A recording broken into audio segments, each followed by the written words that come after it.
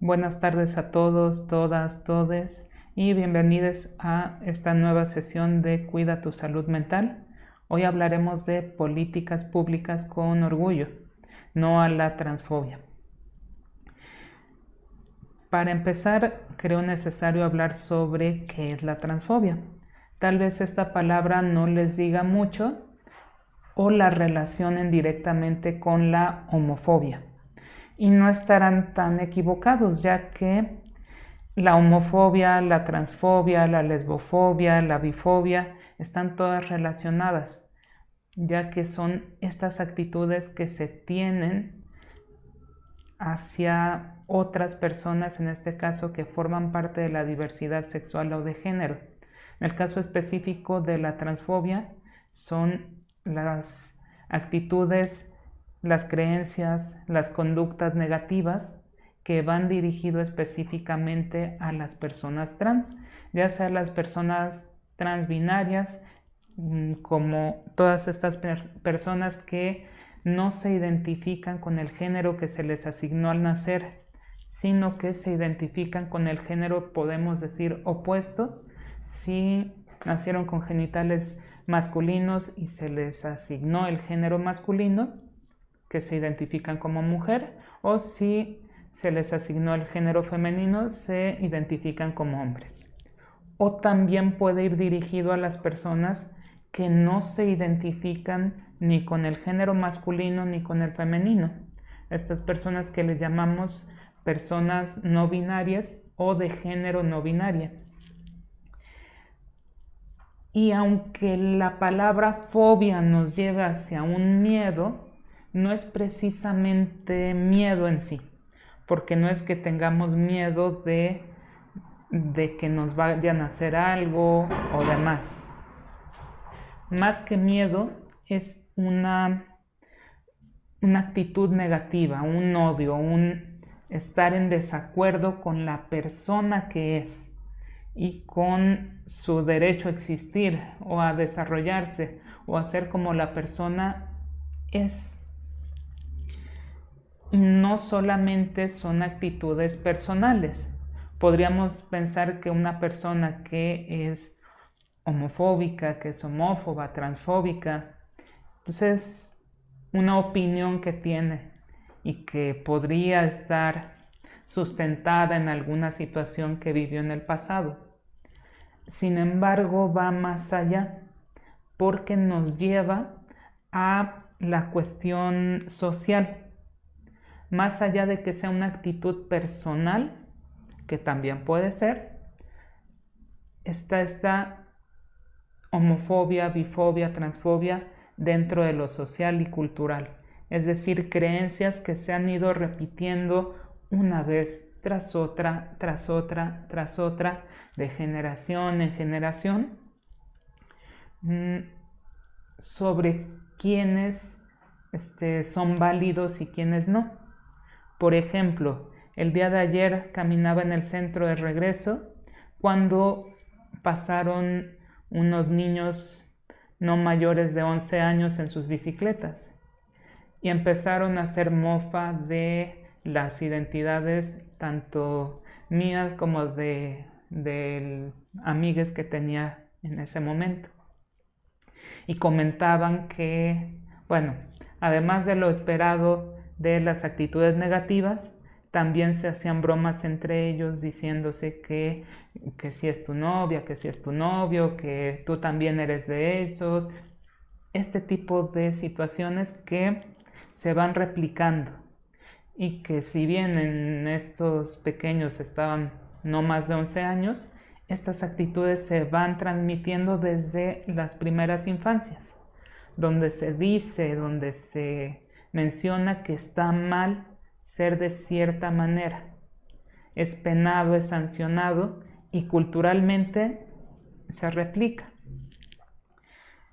Esto da también digamos una jerarquía que dice quién es mejor que quién, que nos dice quién puede estar sobre otros y de quién está bien reírnos, burlarnos, ser crueles, incluso llegando a lastimar. deshumanizando completamente a la persona. Y es una situación compleja y un mecanismo muy complejo por el cual se logra este pánico moral, o más bien esta homofobia, lesbofobia, transfobia, ya que no es simplemente que alguien haya amanecido y dicho odio a tal grupo.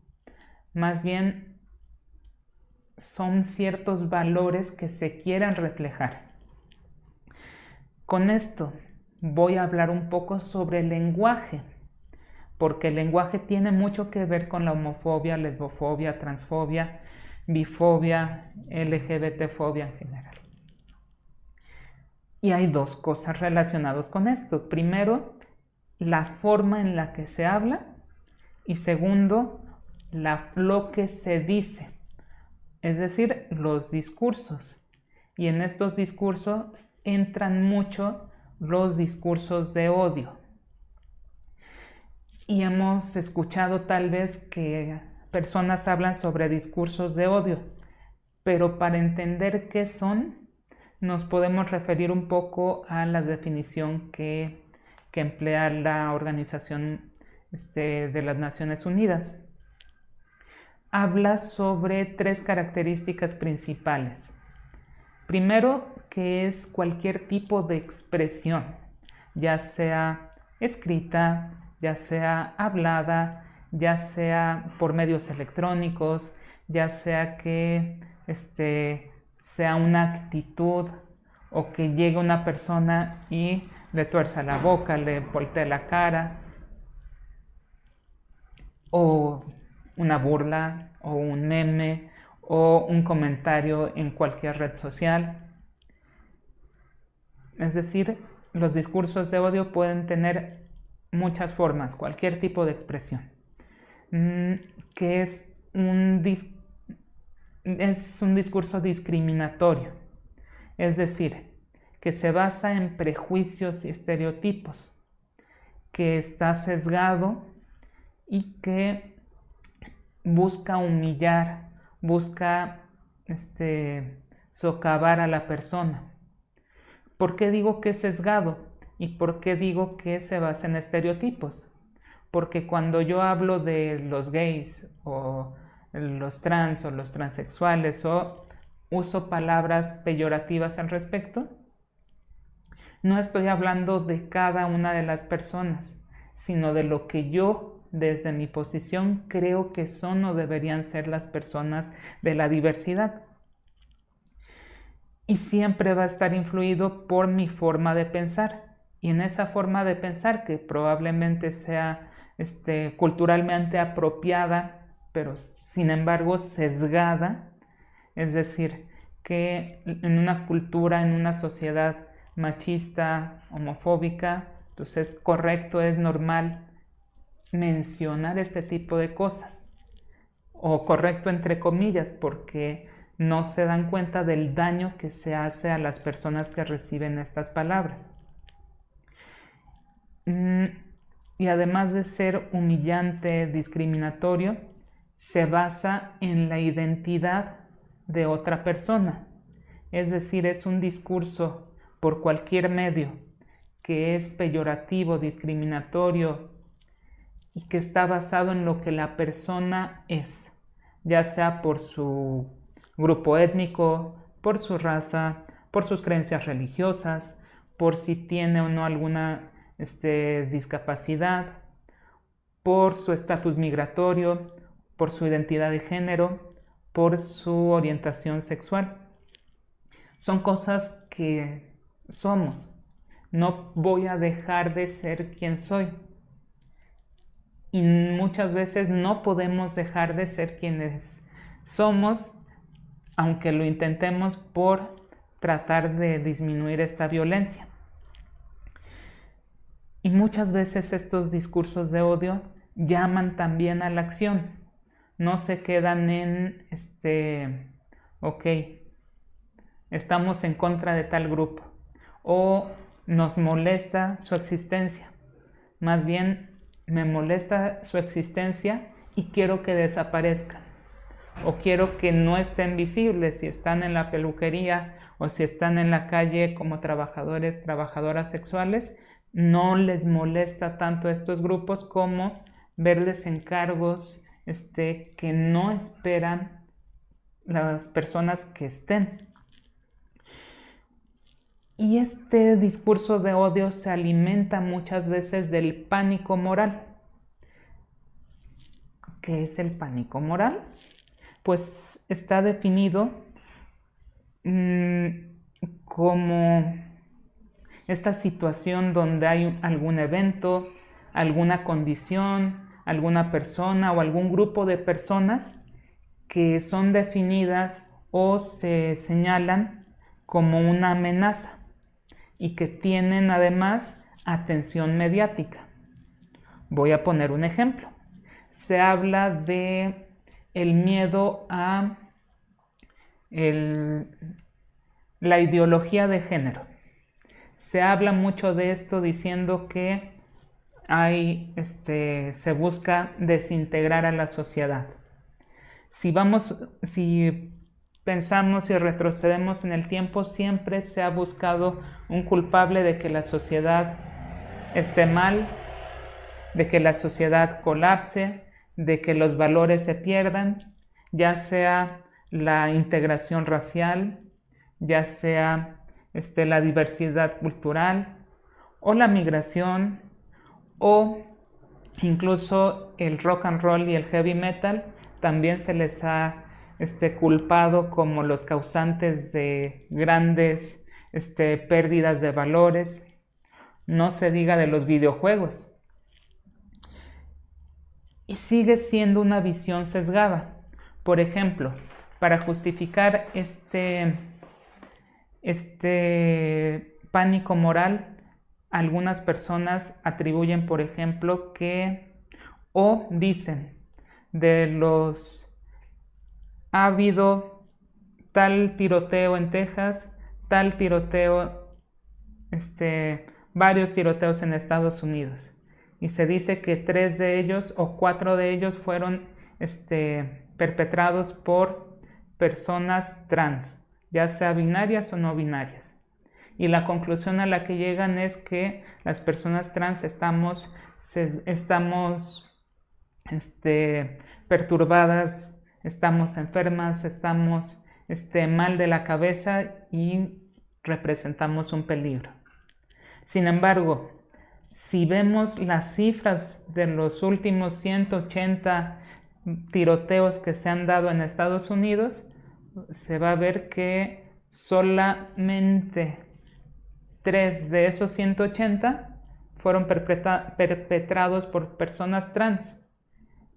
Pero en ese poco se basa todo lo demás.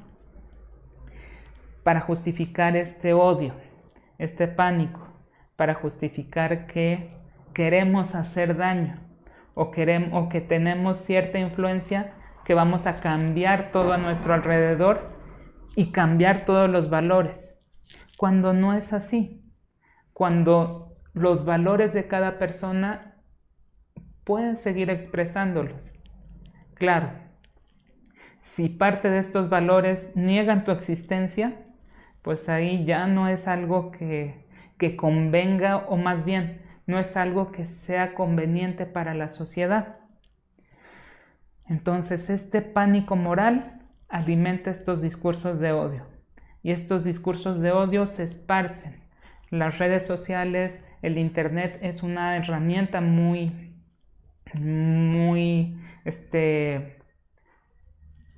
digamos, muy eficiente para distribuir estos discursos de odio. Y si nos quedáramos en las cosas que alguien dice, a lo mejor no habría tanto problema. Pero es importante saber que las palabras también dañan, también lastiman. ¿Cómo lastiman? Primero, en este juego de jerarquías, en el que constantemente estoy diciéndote quién y en dónde debes estar, qué debes ser, o si te permito ser o no te lo permito. Y si es un discurso que constantemente estás escuchando, comienza a resonar contigo y a desencadenar el estrés de minorías. No debería ser, no debería estar, no me lo permiten, es malo ser de tal o cual manera, por lo que si yo me identifico como una persona, por ejemplo, trans, por ejemplo, homosexual, pues ya sé que está penado, que está sancionado y no voy a querer serlo. No importa que lo sea o no, más bien voy a procurar no expresarlo. Y si alguna persona simpatiza con las personas trans o gays o de cualquier diversidad, eso quiere decir que tú también eres y también mereces ser socavado, ser rebajado y no pertenecer al grupo.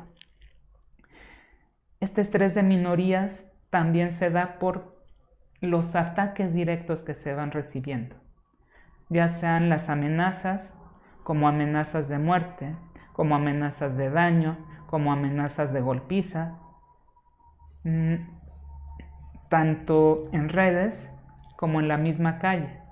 Las miradas, los prejuicios, las risas, las burlas, que poco a poco van haciendo que nos mantengamos con este estrés, con esta situación de que algo malo me va a pasar en algún momento. Y este estrés puede conllevar enfermedades de salud mental como la depresión, como la ansiedad, como el estrés postraumático, entre otras. También dije que iba a hablar del cómo se habla, no solo del qué se dice. Y en esta parte entra el lenguaje inclusivo. Sabemos que el lenguaje inclusivo o incluyente ya lo hemos venido manejando desde hace mucho tiempo, como este lenguaje incluyente, inclusivo no sexista, que me parece maravilloso. Me parece que incluir o poder abrir la posibilidad a que no solo hablemos en masculino, a que no digamos todos los hombres, a que no digamos compañeros solamente, sino que nos refiramos a los compañeros y compañeras, en lugar de todos los hombres, toda la humanidad. Es excelente, porque está visualizando, está visibilizando a personas que anteriormente no lo eran. Y estábamos hablando de la mitad de la población, es decir, las mujeres. Está muy bien y debe seguirse usando. Sin embargo, ¿qué pasa con las personas que no se identifican con todos o con todas? Que prefieren ser identificadas dentro de lo no binario, es decir, no me identifico como hombre, no me identifico como mujer. Entonces voy a tener que llamarte de todas formas por masculino, por femenino, aunque no te identifiques. Si yo digo que soy una doctore, porque no me siento como doctora ni como doctor, se debe respetar. Esta forma de lenguaje incluyente también nos dice o también permite la existencia de los que antes no lo hacían y nos lleva a este cambio de valores donde yo, como parte de la sociedad dominante, puedo decirte si es válido que existas o si voy a dejar mi lenguaje, mi diccionario tal cual, porque a mí me gusta, porque a mí me sirve, porque a mí me funciona, aunque ustedes no. Ahí hay que ver el hecho de tú llamar con los pronombres, con el lenguaje que la persona desea ser llamada, a ti no te va a quitar nada, pero a la persona le va a dar todo. Va a hacerle sentir que realmente se le toma en cuenta, que realmente puede existir. Y al hablar del lenguaje inclusivo, no binario, no hablamos de, no todos los sustantivos deben cambiar por la letra E. Simplemente los sustantivos o los adjetivos o los artículos que se refieren a una persona. Por ejemplo, ella es María, Juan, Pedro, Ali, etc. Y es no binaria, es mi amiga. No voy a decir que tiene dejó su taza en la mesa, no, es para referirnos a las personas que no se identifican como hombres ni como mujer. Bueno, ¿y cómo voy a saber yo eso? Preguntándole. Lo mismo que con cualquier persona. Oye, ¿prefieres que te llamen masculino, en femenino, en neutro? O algo que nos viene del inglés, ¿cuáles son tus pronombres? Él, ella, ella. Y voy a reconocer que es difícil acostumbrarnos a hablar de esta manera, pero es algo que a algunas personas les va a dar mucho, les va a hacer sentir bien y sentir seguras, sentir que no están a la deriva, sentir que son válidas. Y esto es mucho para estas personas. Entonces, recapitulando un poco, todas las actitudes, todos los discursos, las creencias, las conductas que menoscaben a otra persona por su identidad de género es la transfobia. No solo es una situación personal, sino que es una cuestión cultural y que genera jerarquías de sometimiento. Quién es más válido, quién está por arriba de otros. Y se alimenta del discurso de odio, que a su vez se alimenta del pánico moral. Y el aprender a hablar a las otras personas de una forma adecuada, sin discriminación, viéndolas como personas, viéndoles como un reflejo de nosotras mismas, va a ser algo liberador para ambas partes. Entonces recomiendo a todas las personas que nos ven que comiencen a hacer el intento de ponerse en el lugar de la otra persona y tratar de reconocerle como otra persona y hablar como prefiere que le llame, hablar como quisiéramos que nos trataran, es decir, de una forma respetuosa. Creo que hasta aquí nos quedamos. Agradezco mucho a todas las personas que nos están mirando. Agradezco mucho a todas las personas de los estados que siempre están con nosotros, que siempre nos mandan saludos, que siempre nos están mandando sus atenciones. Y agradezco mucho a todas las personas que nos acompañan. Nos vemos entonces en la próxima emisión de Cuida tu Salud Mental. Muchas gracias y hasta luego. En la línea de la vida te escuchamos. ¿Quieres dejar o reducir el consumo de tabaco, alcohol u otras sustancias psicoactivas? ¿Necesitas apoyo psicológico en crisis emocionales? Llama a la línea de la vida. ¿Necesitas información sobre salud mental? ¿Padeces de ansiedad o depresión? Llama a la línea de la vida 800-911-2000. Hemos atendido a más de 1 millón de personas. Estamos para ayudarte. Juntos por la paz. Con ADIC. Gobierno de México.